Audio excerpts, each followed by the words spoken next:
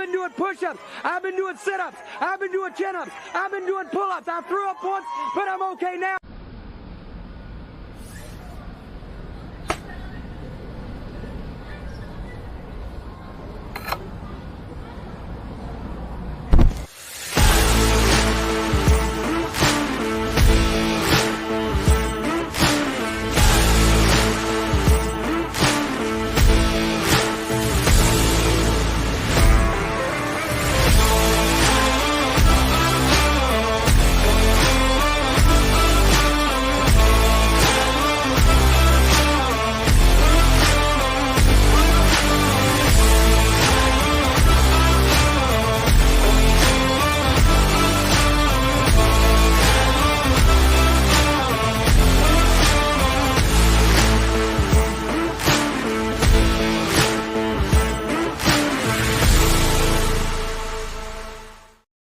What's up, everybody? Welcome to a Thursday edition of the Ysn Power Hour. DJ Yoakley with you. Richie Giuliano has the day off, and today it's going to be a special day. Tomorrow, even more special, because tomorrow we're going to celebrate Father's Day on this show. We're going to have a couple of dads that are very special to me and guys that are really, really want to talk to about just kind of being a dad in sports, whether it be a coach, whether it be a spectator, whether it just be a supporter of his kids. I'm looking forward to tomorrow's show, a very special show. So make sure you're on the lookout for that. And if you're not able to watch it at 3:00, make sure that you come back at some point during that day or that weekend, because the guys that we're going to have on are just incredible, incredible people. So that's tomorrow. Today, I want to get into the topics of what is killing sports, and especially from the youth level, because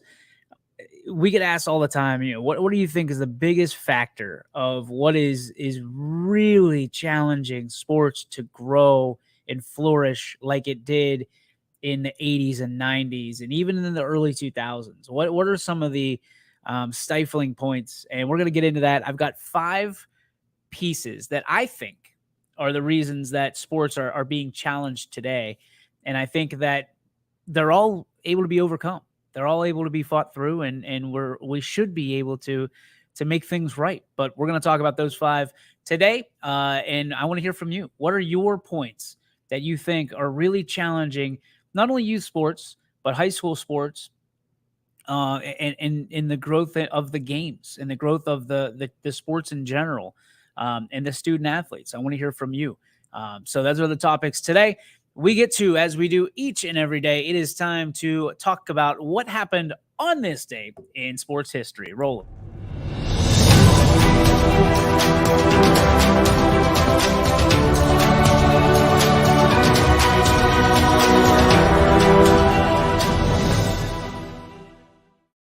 So today, on this day in sports history, June 16th, it was 1992. And it takes me back because I was second grade-ish, going into second grade, I think. And the cool thing about this was Jeff King of the Pittsburgh Pirates was one of my favorite Pirates of all time. Jeff King wore the number 7, had the mustache, first overall draft pick, all that good stuff. On this day in sports history in 1992, that guy, Jeff King, was the 5th ever to be thrown out twice trying to steal in one inning. So he got on base twice and tried to steal base twice and got thrown out twice. Something that had only been done to that point 4 times before Jeff King. Also, kind of a, not on this day in sports history, but Jeff King's also one of 7 people who had hit 2 home runs in one game in one inning. And he did it twice. So he did it, what did it, I see that. It was, was it 99? No.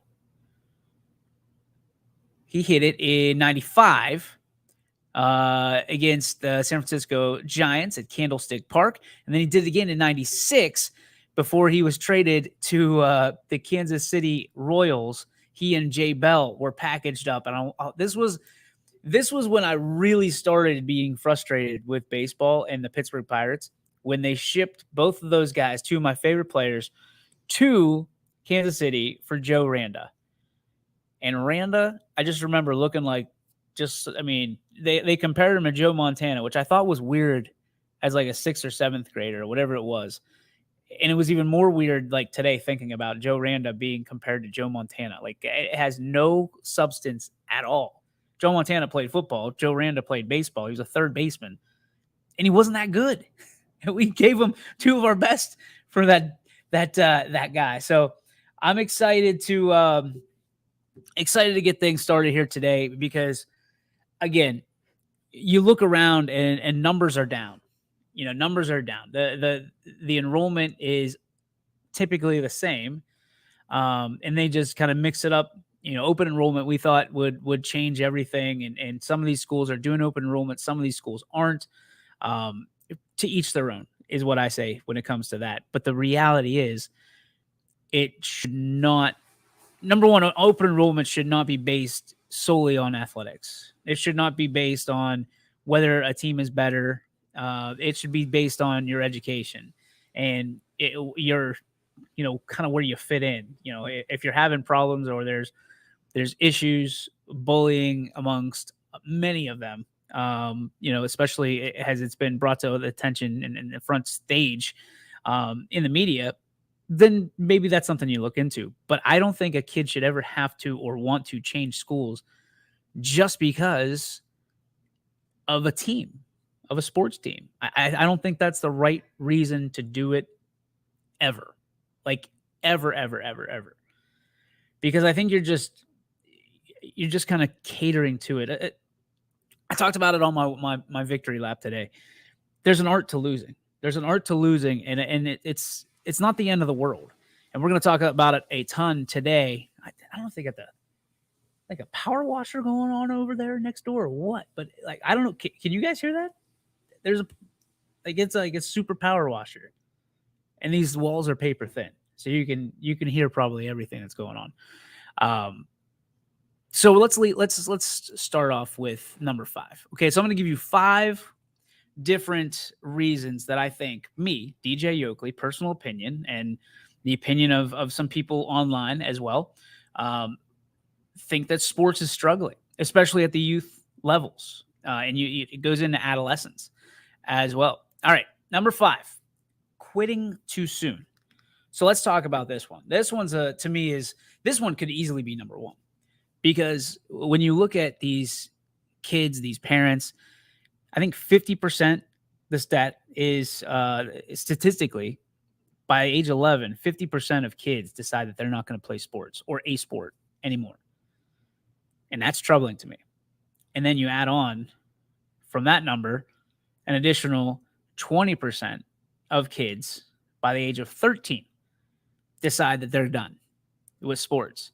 So by the time it's all said and done, 70% of kids that were playing sports in one facet or another have dropped out of a sport by the time they're 13. Now, obviously, there's a lot that goes into that. Some kids just play, like for me, it was soccer. I played soccer because it was fun. When it got to be not so much fun, and I enjoyed baseball and I enjoyed football a little more, I dropped soccer. Just like band. Band wasn't something that my parents made me play an instrument, or I could play. But I also they made me play an instrument. I had to learn an instrument in order to be able to play sports. So if I wanted to play sports in 7th grade, play football, play baseball, all that stuff, I had to be able to play an instrument proficiently. And I think there's a lot that goes into your education. That's not for everybody, but that's the way it was in my house. I played the trumpet. My sister played the saxophone. So while I think that's a really good idea because it's a different way to build creativity, it's a different way to learn rhythm, learn a lot of stuff. I think it's per household thing. What is going on in East Palestine today? I'm hearing ice cream trucks, like snake rattlers, pressure washers, like something is going on. I'm trying to stay focused. I really am. I'm trying to stay locked in. It is challenging today. It is really there is something going on in Stream City today. But back to quitting too soon. So one of the things that parents across the board and kids are kind of catalyst for this is that essentially if things don't go the way that they want, they're quitting. If you're not winning a championship, they're quitting. If you're not going to be on the team that you want to be on, you're quitting. If you're not going to, if you're not playing the position that you or your parents necessarily feel that you should be playing, you're quitting. And I think kids are quitting too soon before they can have that developmental degree, I guess, that piece that you either fall in love with the sport and you really start, taking over, and you can and really start boosting some numbers and doing some things and really falling into your own category, right? Falling into your, when the hard work really starts paying off. The kids are quitting before they're getting even close to that point. So I'm really interested when it comes to why that is. Why 70% of kids are quitting sports before they're 14 years old, which is essentially their freshman year of whatever that sport may be. And I think there's a lot that goes into it. I think there's pressures, which we're going to talk about in specialization. I think there's pressures, from the home of, you're 14 years old, whether you know it or not, you understand it or not, your kid's starting to make some decisions that are going to be pressed to what they're going to do with the rest of their life, whether it be being on a team, being on the street, being, a member of society from a standpoint of working. There's a lot of stuff that in developmental traits that start at 13, 14 that we carry through the rest of our days. And I think that's one of the things is, when a parent sees that a kid is excited about sports, that's one thing, because sports essentially will probably most likely just cost you money and time and resources and things of that nature. So some parents out there probably just think, if my kid quits sports, gets his own job, gets her own job, whatever it may be, just wants to stay home and be a kid. There's nothing wrong with that. But I think there is something wrong with that when you enable that. And then 5 years later, you're wondering why that kid's still on your couch and doing nothing. Sports, working, all that stuff gives you a sense of pride, not just from a personal standpoint, but from a team standpoint. You're part of something, something bigger than yourself. And when these kids quit and parents aren't there to be able to say, no, you're not quitting. That's kind of where we're at right now. That's where we are. I know I should say that because my wife is probably cringing right now with my vernacular. But quitting too soon is a major, major problem. And while I put it, I told you it could be number one. Why I think it's number 5 is because I think we're getting some turnaround on this. I really do. I think that coaches are getting smarter. I think they're understanding, being able to read the room a little bit better nowadays, understanding there's a lot of mental health issues that are going on inside the classroom, inside the locker room, on the field, off the field, that coaches are able to understand that a little bit better. And they just don't call them a bunch of Nancy's and rub some dirt on it. There was a time and a place for that coach. And I think that time and place is unfortunately gone, because those coaches did a lot for my psyche. They'll make you mentally tough, but also in today's day and age, it's one of those things that you're not going to teach an old dog new tricks. And some of those coaches who are like that are not able to blend in with the way that kids are taught nowadays and the way that they're brought up. It's just a different world out there. And I think that, mine and yours, in a lot of cases, the way that we were coached is not the way that you can coach kids anymore. And it's a different way of learning. It's all inclusive, which it should be. But it's also, it's very hard to be hard on kids nowadays, because then you have to worry about what happens. What's the aftermath of how you are? So kids quitting too soon, I think, is the 5th biggest reason of why kids sports is in trouble at the youth level and at the high school level. Let's get to number 4. Early specialization pressure. This is another one that I think is on the mend. this was huge when I was in high school. Kids wanting to stop playing football or baseball to play another sport, basketball to play just one single sport. And all the research shows us that coaches at the next level, if you're interested in playing college sports at any point, coaches love players and athletes that can play multiple sports for a multitude of reasons. If you're just a single player playing a single sport, there's a lot of downtime to get in trouble, to not get in trouble, to focus, to overfocus. Believe it or not, that's a thing.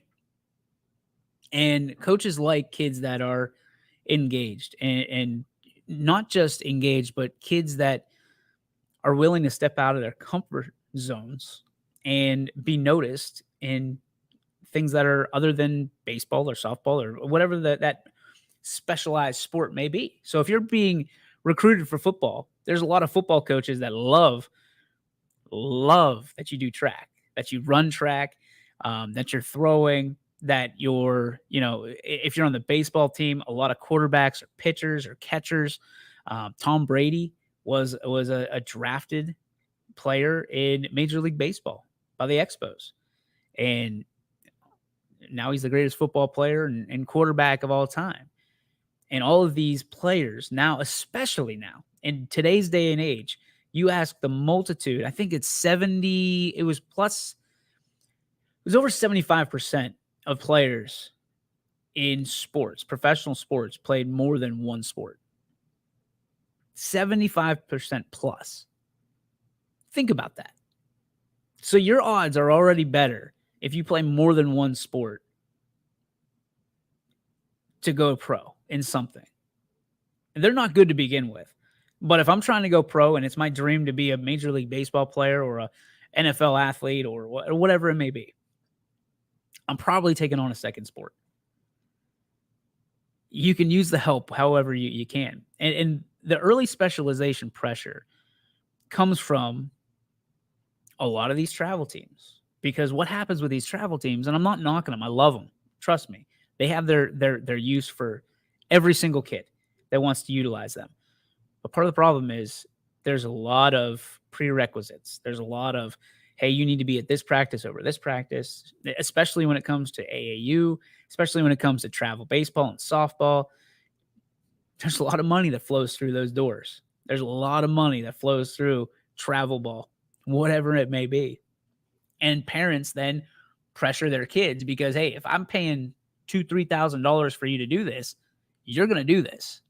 And you're going to do it over at the cost of a team camp for high school or a team whatever, team dinner, whatever it may be, an all-star game, whatever it may be. That's the cost of it. That's just how it is. And parents are not apologetic, and they shouldn't be. But you should also remember that on the other side of that, you look at the other shoe, right?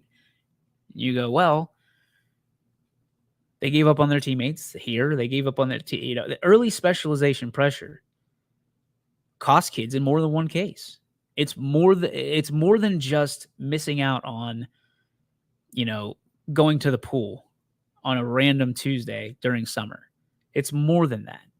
It's more than just hanging out with it's when you specialize, when you're playing one sport and you go all in that one sport, sometimes your muscles can even, and doctors and there's studies that'll show you, sometimes you lose muscle mass because you're using the same ones actually over and over again, as opposed to the different twitch muscles that you use between football and basketball and baseball and volleyball and basketball and softball and track and lacrosse and bowling and whatever it may be.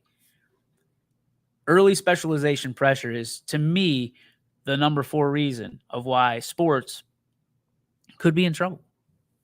But again, I think it's on the mend. I think the majority of these coaches have put it out there in the media well enough that they want to see kids play more than one sport.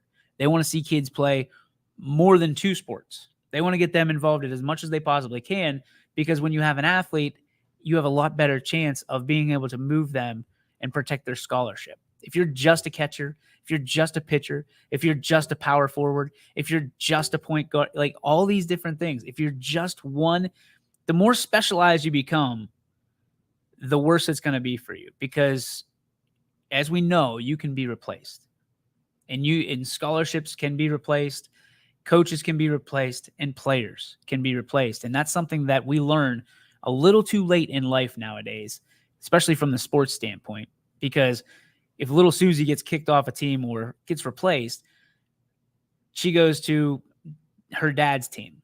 Her dad starts a travel team, and then it gets really, really troublesome, because then the whole kit and caboodle gets watered down a little bit when you start doing that.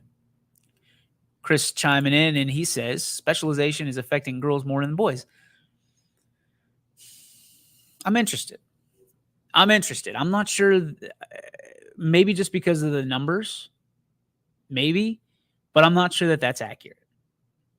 I'd like to see a study on that, because, and I'd like to understand a little bit more, Siggy, of why you say that. Because I know it affected boys, especially early on, and I think it still affects boys. You think about the numbers in football. Kids that, especially this generation, is going to be an interesting one, because we're going to see very quickly that parents were not okay with their kid playing football with all the head injuries. And this is probably the head of it. The tail of it is probably 7-8 years away, when all the, CTE and all these things became, buzzwords in the national media. We're probably at least 7 to 8 years away from seeing what that caused, and kids and parents pulling their kids out of football and putting them into soccer. The question is, can some of these football coaches at the varsity level, JV level, the 7th and 8th grade level, can they get them back? Can they, I don't want to say lure them in, can they bring them in with education of why and how these kids are protected nowadays? I don't know. It's going to be interesting. Pardon me. So 4 is early specialization pressure. I'm really interested. Again, that one's coming around. I really do feel like that one's coming around. Number 3, too expensive. And most people are going to say, well, wait a minute.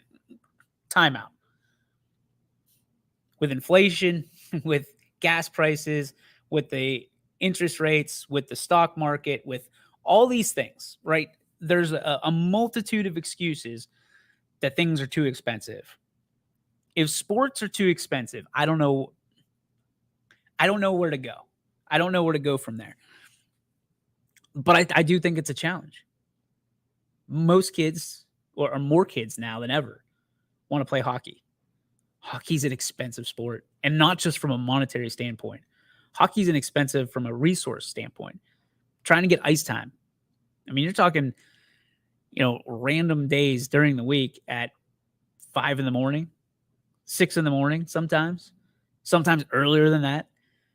So mom and dad have to get up, right? One of them or both of them get up, take you to hockey practice. And then after 2 hours, they take you home, get ready for school. You go to school, mom and dad go to work. You start all over again the next day. And it becomes expensive, because now you're expending your energy. You're going to bed a little bit earlier. You're losing a couple hours of your day.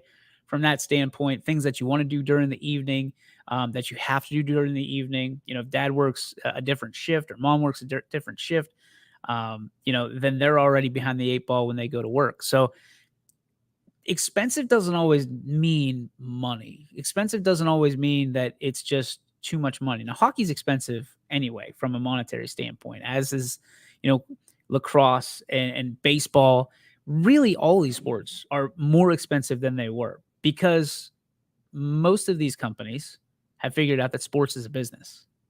And when you look at it, I remember the days, and you probably do too if you're watching, that you got white shoes or black shoes. That's it. You had white shoes with black trim or black shoes with white trim. That was it. If you wanted colors, you got markers and you were able to color on your own shoes. But now you can get any color under the rainbow. You can get, customized cleats. You can get armbands that are customized with your name and number on them. You can do everything.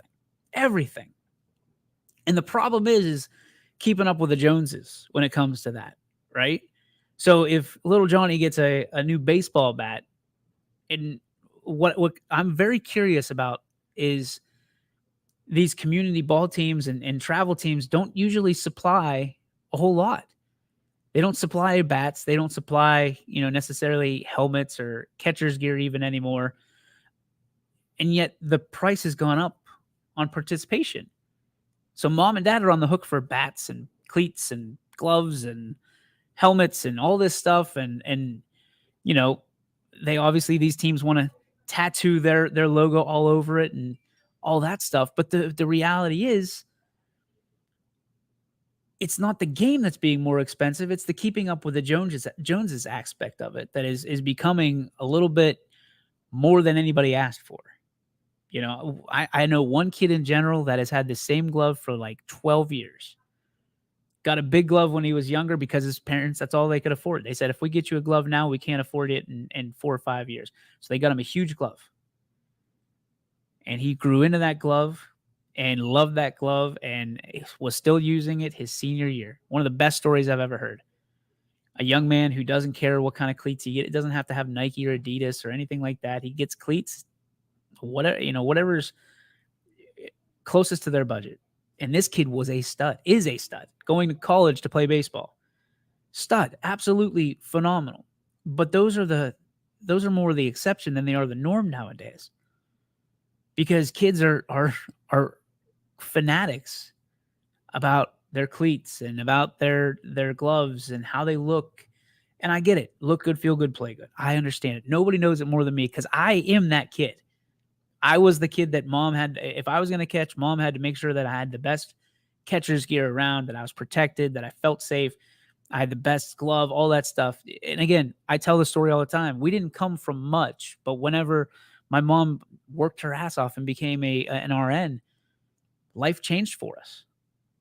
And she wanted to share that and really give back to her kids and her husband for what we had missed out on. There's more families like that in Northeast Ohio than you know, in America than you know. And I think what's really touching to me is there's other families that are willing to help out. There's people out there that are willing to throw out gear. Hey, don't worry about it. We'll take care of it. And there's organizations that do the same thing. Hey, we're going to take care of this, so you don't have to. Those are the organizations you want to back. You want to be supportive, and the kids that'll show up every day, because parents will say, "Listen, they're doing you a favor. You make sure that you show up, not just on time, but early." So why do I think that this is going to cost sports being too expensive? Is because I think that retail stores are going to outprice themselves on these games, on these sports. I think that major leaguers, who the majority of time, if you know the secret, major leaguers are paid to wear their stuff, whether it be Nike or Adidas or, the new arm guard or, the new headband or whatever it may be, arm sleeve, all this stuff. They're paid not just to use it, but to wear it on and off the floor. They'll wear it in commercials. They'll wear it. So that way the younger generation thinks, hey, that's cool. My guy wears this. I'm getting that. That's what's priced out. And that's why I think it's too expensive. Not necessarily from a standpoint of like the sport is too expensive. The sport, yes, it's gone up, I'm sure. But in reality, it's the other things. It's the accessories of the sport. New Balance sunflower seed cleats are where it's at. I love those cleats. I'm a big fan. And listen, I'm a big fan of, I don't want to cut down people that are doing this, right? If you have the means to do it, you want to go out and spend your money on that stuff, listen, I'm one of them. I enjoy it. When I played softball, men's softball, when I played baseball, I made sure that I had top of the notch cleats and stuff like that I felt like I looked good in. I looked good. I played good. That's how it was. I'm not knocking them. I'm saying that the keeping up with the Joneses is going to become a problem. And that's why some of the kids have to drop out, because parents just say it's too much. Enough is enough. And I get it. I understand it. Trading cards are coming back. Kids are loving it. They're off the hook for these cards. They're ripping packs, 10 packs a day. Those cards were $1 whenever I was collecting them. Now they're $5. I mean, it's nuts. That's why I think a direct correlation of being too expensive. They're just fads. They're fads. F-A-D. Fads. Let's go to the next one. Where are we at here? Number 2. That's not the right one. I don't know why that's a ticker. Hang on. I'll edit this. There we go.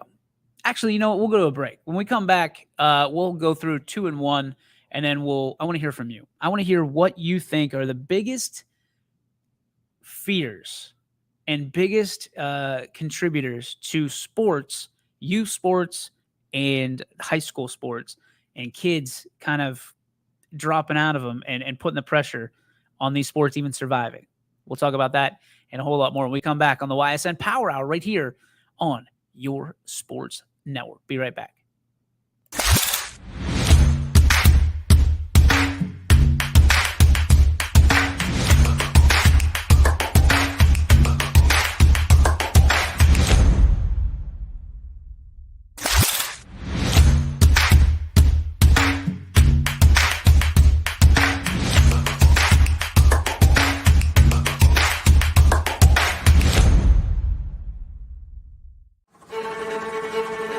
Reliability, innovation, scale. These 3 values are those we look forward to in our business and in our team. If you're ready for a reliable employer who looks constantly to think outside the box in big ways, we're ready for you. Apply now. Help us push the envelope and deliver success. Envelope 1. Take that one extra step. Before the lights come on, before the workday begins, before a long day is ended, or it's time to have fun. It all starts with the people at Joe Dickey Electric. From replacing a light fixture in your home to building a substation for your business, no job is too big or too small. The people of Joe Dickey Electric power them all. Joe Dickey Electric, over 60 years of powering the Mahoning Valley. You're not waiting to see what the world has in store for you. It's more about what you have in store for the world. All you need is the opportunity.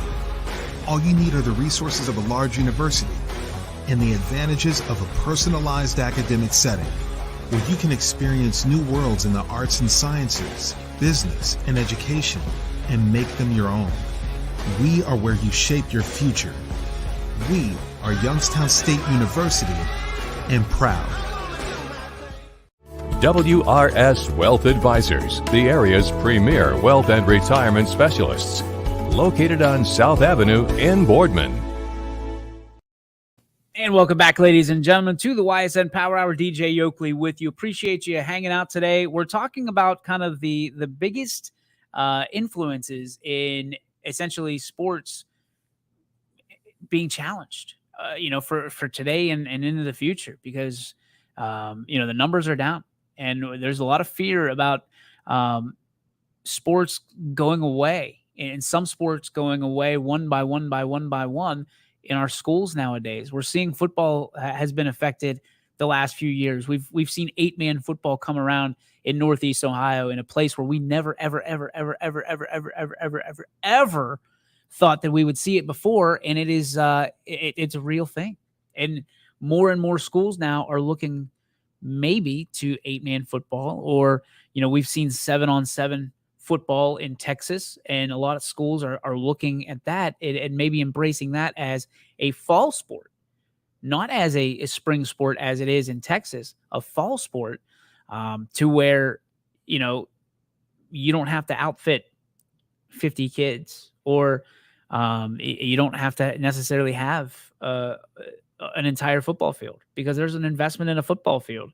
A lot of those, they're not 100 yards. They're 50 yards, most of them. So there's a lot to it. We want to kind of get to the bottom of this. I want to hear from you. What are some of the biggest challenges that you see in youth sports and high school sports facing with their numbers, and how can you get out of that? How can you battle through that? We're going to talk about at the end here. We're going to talk, go 5 through 1 again, and here's how you combat that. So we're on number 2, and number 2 is too much stress, not enough fun. And I think this is a huge one. I think this is a really, really, really big one. And 2 and 1 kind of go together, but I wanted to make them separate so that way people could understand that they're not one and the same. They kind of fall into the same ballpark, but not the same row, if that makes sense. Too much stress, not enough fun. Now, we talk about winning and losing all the time, right? But let's face it, when a kid is 5 years old, 6, 7, 8, I would argue even 9 and 10, the games that they play, whether it be baseball or basketball or football or whatever it may be, it should all be about development. It should all be about fun. It should be about, taking some time during that game, during that contest, and letting the kids have some free time. And what I mean by free time is, perfect example in T-ball, because that's where I'm at right now. If the ball is hit into the outfield and all your kids are on the infield, the ball gets by, which it often does. If it goes into the outfield and every kid runs after that ball, just laugh about it. Let the kids be kids. It's not going to hurt anything unless they hurt each other. And then you slow them down a little bit. But the reality is, when it's not the end of the world when your kid misses a layup in a 6U basketball game and the coach picks him or her up and lets them dunk it just to get them on the board, a little bit of confidence, a little bit of love for the game, because sometimes it only takes one bucket. Sometimes it only takes one hit, one throw, one moment in any game to fall in love with it for the rest of your life. Some of these kids don't have success on a regular basis. Some of these kids yearn for success on the diamond, on the gridiron, on the basketball court, wherever they may be. These kids yearn for that. And sometimes when you're 5 years old and somebody other than your mom or your dad is telling you that you did a really good job, it goes a long way. And we forget sometimes, even though we're a youth coach, that the influence that we have in that person's life, that young person's life. I can tell you right now, my T-ball coach from 35 years ago, or whatever, no, 32 years ago. And I can't tell you enough that it wasn't about hitting home runs, getting the ball out of the infield. If I had to hit off the tee, I hit off the tee. Did he want me to hit? Yeah, I'm sure he did. I'm sure. But I never can remember a time where I felt pressured to hit that ball. And when you did hit that ball out of the coach's hand, the excitement, not just from the coach, but from the crowd, that moment lasted me 32 years to today. And now being able to give it back. But like, we've become a place of, now we're going to put outs in T-ball. I mean, I'm competitive as I'll get out, but I don't buy that one. Now we're going to keep score. Don't buy that either. It's somewhere along the lines, and we talk about the pyramid all the time, right? You got the professional ranks, and then it comes all the way down, and it filters down layer by layer by layer by layer. And we've got to the layer that 10U, 8U is treated like varsity baseball, like varsity volleyball, like varsity soccer, like varsity sports in general. Where did we get to that bridge, and why the hell did we cross it? We're costing ourselves by being too competitive and stressing these kids out at too young of an age. Like, I'm sorry, you should not have a practice every night for T-ball. You should not have a practice every night for youth basketball. Burnout is real. And think about those little bodies, those little people that are doing all the reps. Mental reps for the coaches, physical and mental reps for those kids. Oh, and we have to make sure that they're developing as a student because their brain is still developing. Too much stress, not enough fun. Sports are supposed to be fun. Believe me, the Scouts are not there at 8U. They've got a couple other things to do. They're not going to tell little Johnny or little Susie that they're going to be a D1 athlete at 8 years old. At 10 years old, still not. And now there are rules that they can't even tell you until you're like 14 years old that they want to offer you. And you can't sign anything till you're a junior anyway. It's incredible to me. It's incredible how many people out there. I admire every coach that signs up. Don't get me wrong. You have my ultimate respect. But be in it for the right reasons. Understand, read the room a little bit. And I know every parent thinks that Mike Trout, is going to be second fiddle to their kid someday. Go for it. Dream big. But stop putting stress on your kid to fulfill your dreams. If they love the sport, they love the sport. It's cute that they get, shirts of it. In Walmart, they've got little baseballs and basketballs and footballs, and you dress your kid up in a football uniform for Halloween and stuff like that because that's what they're passionate about. That's what you can relate to them with. Great. But there's too much stress in some of that stuff. There's too much stress. Don't be disappointed when your kid doesn't want to play one day and say, well, you're done. You're done. You're done. No. Sometimes believe it or not, their little lives are pretty tough too. They have a lot more responsibility than you think they have at that very young age. And to be able to have to deal with that at home and then have to deal with that, when they get to practice is something they shouldn't have to. Too much stress, not enough fun. Leads us to number 1, setting the wrong goals. Okay, so this one I've got notes on. Okay, so hang on. Setting the wrong goals. Okay, so in most sports, especially in youth sports, in most sports in general, winning is the be-all and end-all, which is great, right? We all love to win. We all love the warm and fuzzies we get and eating sprinkles on our ice cream and all that good stuff. But the reality is, if winning's the only thing we're judged by, that means that at the end of a game, 50% of the competitors are losers. Not good enough. While I love team sports, and you're judged by the team that you're on the majority of times, there are individual accomplishments that should happen. Like there's sometimes in baseball, in any sport, and I'm using baseball because that's my sport. You can go 4 for 4 with 4 solo home runs and still lose the game 5-4. You did everything that you had to do, but you still come up short.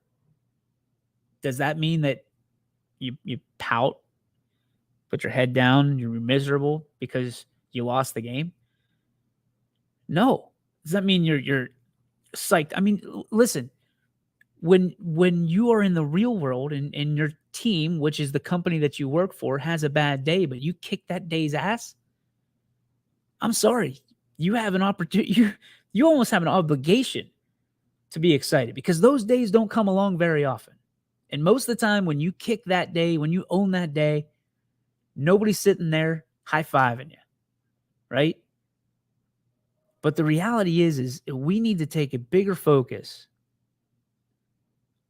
on individual, and I want to make sure I'm clear here. Team victories are still important, right? Team goals, being a part of a team, letting the team always come before you, we before me, all that stuff. But it's we before me. It's not we and no me.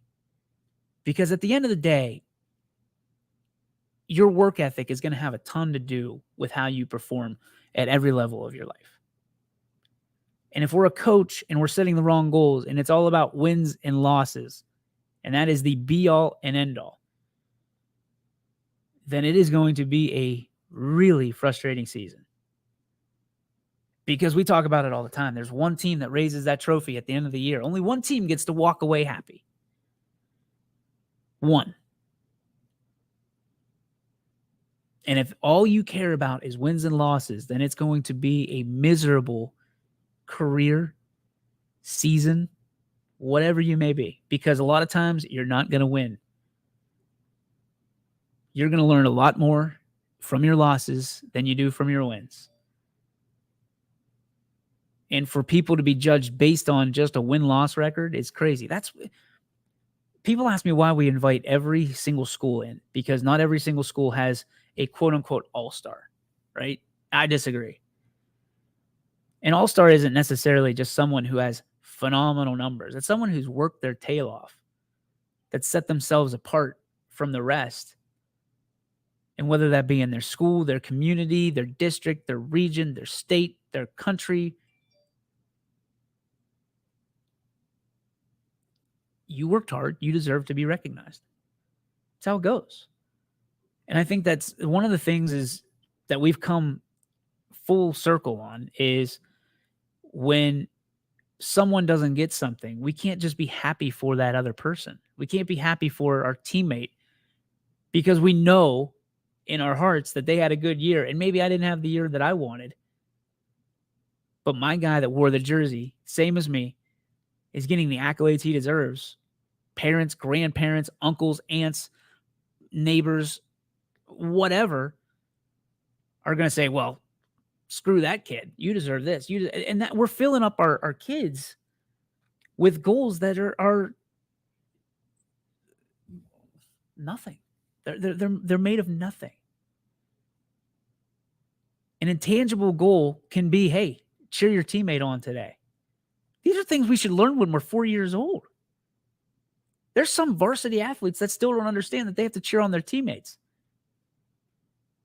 All that matters is we're not winning the game right now. Or I just struck out, so I'm going to pout in the dugout and throw my batting gloves and throw my helmet and throw this and throw that. And, or there was a bad call. So what? Umpires are human too. Believe it or not, they're human. They're allowed to make mistakes as well.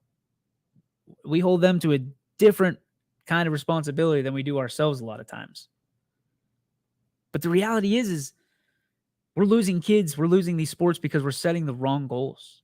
Instead of trying to get everybody better and working with them on an individual basis and celebrating them sometimes on an individual basis that will lead to a team basis that a lot of times will lead to championships.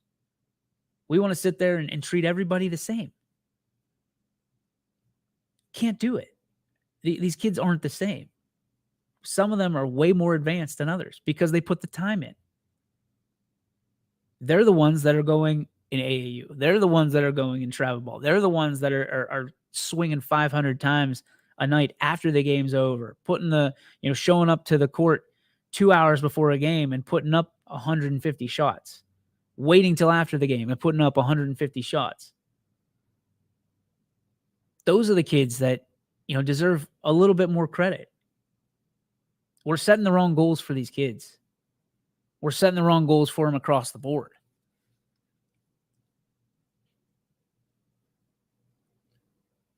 One of the primary reasons kids love playing video games is they get immediate feedback as to how they're succeeding and contributing.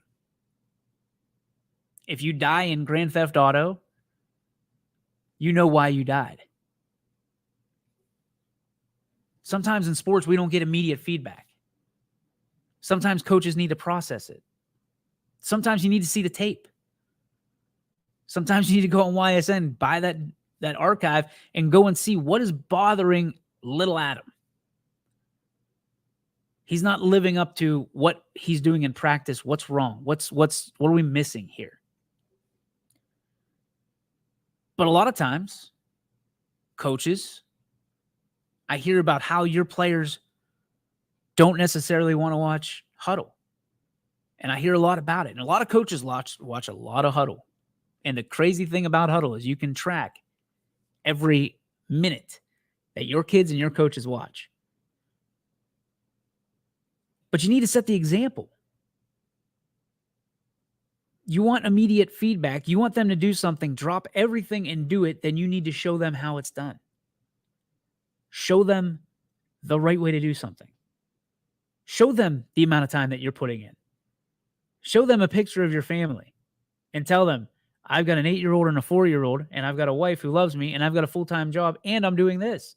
And I can still put in 2 hours of film a night and watch you guys and try to make you better.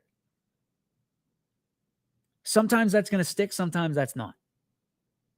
It's just a matter of who wants it, right? Setting the right goals. Maybe kids don't understand how to watch film. It's a question I've asked Dan Yeagley before, point blank. Do you have to teach these kids how to watch film? And the answer is yes. They have to know what they're looking for. They have to know they're not always just looking at themselves. They need to be looking at what's happening and the ripple effect that happens when they miss their block or when they miss a sign on a hit and run. This is what happens. Your guy gets thrown out. The inning ends. You don't score. Or you miss the pick and roll. And a turnover happens. And they take it down the other end of the court and they score. Cause and effect. And I think that by setting the wrong goals, we're setting our kids up for failure. If your ultimate goal, and every coach will say this, what's your ultimate goal this year, coach? Walk away with state championship. Nobody ever asks, how are you going to do it?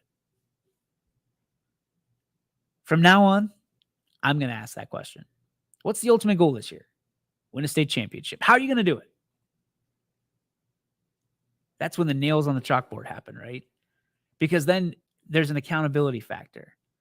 Because those goals that particular coach has or have had for that team, you need to start going, well, we're going to have to watch 20 hours of film a week. We're going to have to watch this. We're going to do that. We're going to have to, up our level. We're going to have to, up our schedule. Do whatever whatever that may be. If the goals are basic, so are the results. I think that's the easiest way to explain it. If the goals are basic, so will be your results. And I think that needs to be said to coaches and parents. These kids need details. More and more nowadays, these kids need details. These players need details as to what your expectations are, what the goals are. Because if the goal is, hey, if you get a hit, you get ice cream, or if you get a hit, you get a milkshake, it's very basic.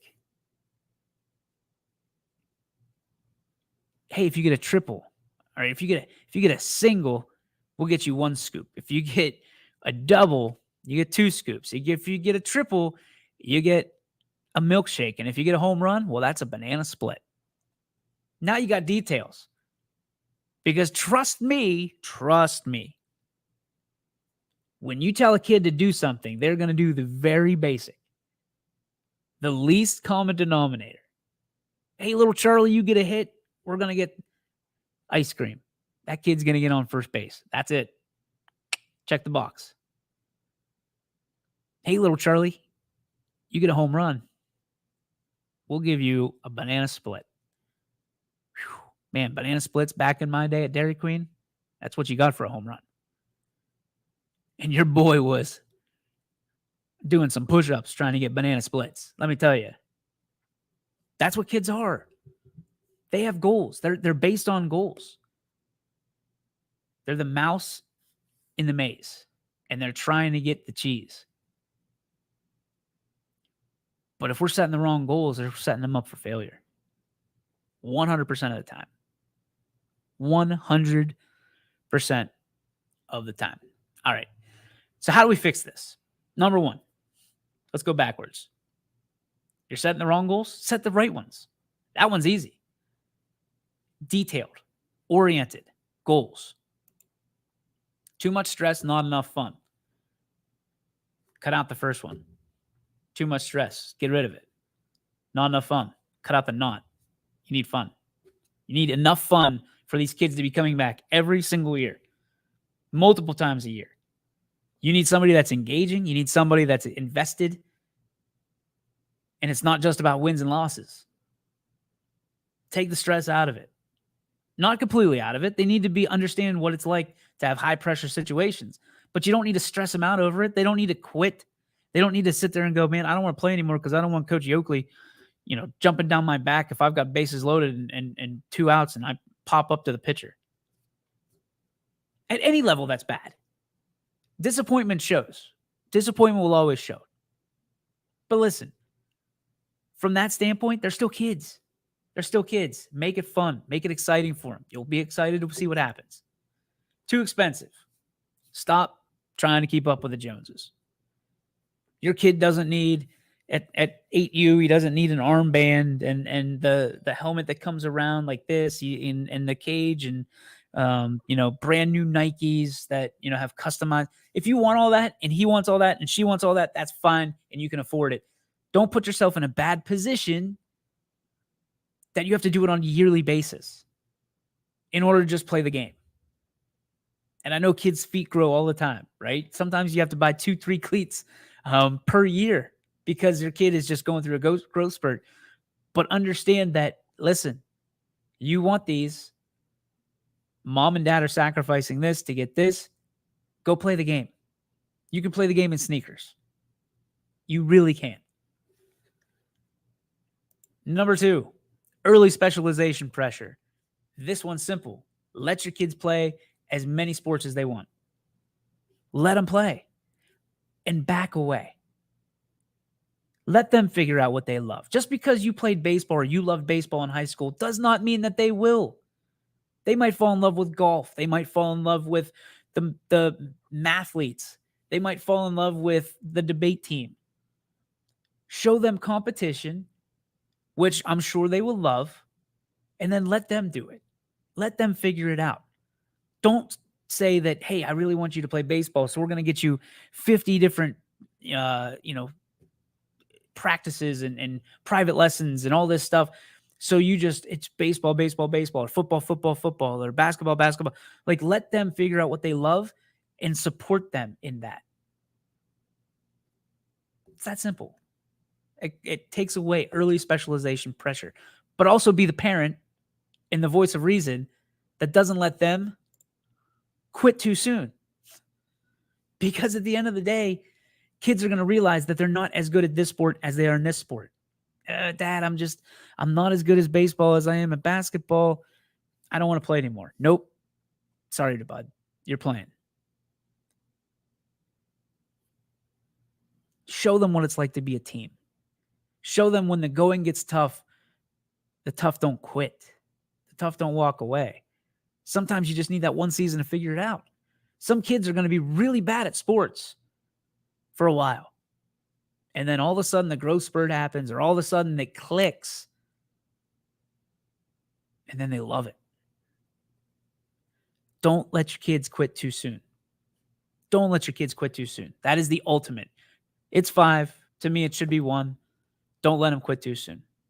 That is my rendition. And I hope you appreciated it. I thank you for hanging around for it, because it wasn't easy. Sometimes it's tough to talk about, and parents are probably looking at me saying, who are you to tell me? I'm nobody. I'm nobody. Just I'm an observer. And this is what I'm observing. And sometimes truth is tough. Truth is tough. So I'm trying to keep my words soft and sweet, because I'll probably need them someday. I'll probably have to look back at this. That's going to do it for our show. Thanks to our friends at Joe Dick Electric, as always, for sponsoring. Thanks to all of our sponsors up there there it is, up in the top left of the screen there. Thank you to you for tuning in. Appreciate you. And we will see you tomorrow. A very special Father's Day show for us tomorrow. So don't miss that one. We're going to take a 23-hour break back in, 23 hours right here on the YSN. We'll see you. Have a great night. Stay dry. It's coming down. Peace. YSN thanks you for